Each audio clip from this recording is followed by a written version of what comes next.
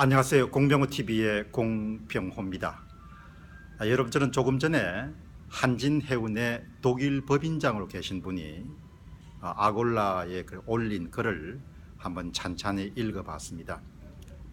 사실 해운업을 우리나라의 1등 선사이고 세계 7위 선사인 한진해운을 법정관리로 결정하기까지는 아마 정책 입안자들도 상당히 많은 고민이 있었을 것입니다. 저는 이번 법정 관리를 보면서 세 가지 점에 주목을 했습니다. 하나는 이 해운업 자체가 네트워크 사업, 망 사업이기 때문에 이 사업 자체의 기반을 상실하게 되면은 우리가 보통 공장이나 회사를 셧다운하는 것과 달리 상당히 파급 효과가 굉장히 부작용이 클 것으로 예상을 했습니다.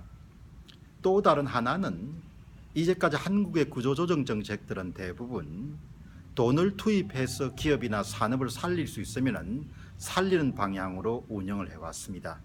그런데 이렇게 망 네트워크 사업 성격이 강한 이 기업을 그냥 망하게 하는 것이 얼마만큼 효과가 있는가라는 부분에 대해서 상당히 의심을 가져왔습니다.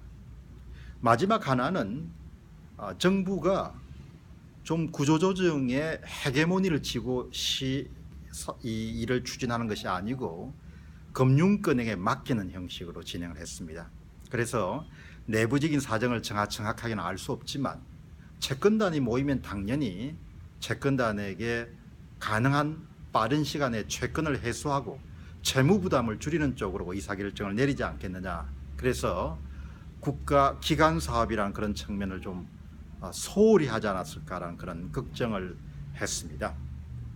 그러나 사실 어느 전문가들도 해운업에 대해서 정확하게 알 수 없기 때문에 정부에게 손을 들어주거나 아니면 기업에게 손을 들어주기가 대단히 힘든 그런 상황이었습니다. 그러나 오늘 저는 해운업의 속성이 이게 처음에 추론했던 것처럼 예상했던 것처럼 보통이 아니라는 것을 한 번 더 확인하게 됐습니다.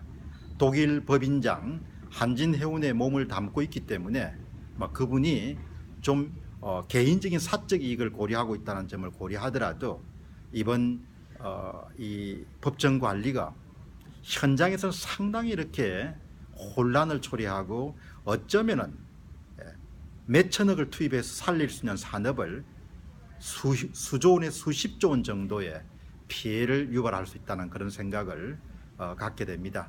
물론 정책 당국자들도 고민 끝에 내린 결정이겠지만 이번 결정을 보면서 정말 이렇게 현명하게 결정을 내리는 것이 얼마나 중요한가라는 점을 한 번 더 생각하게 됩니다.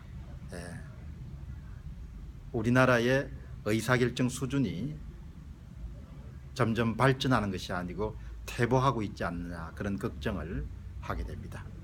공병호TV의 공병호였습니다. 감사합니다.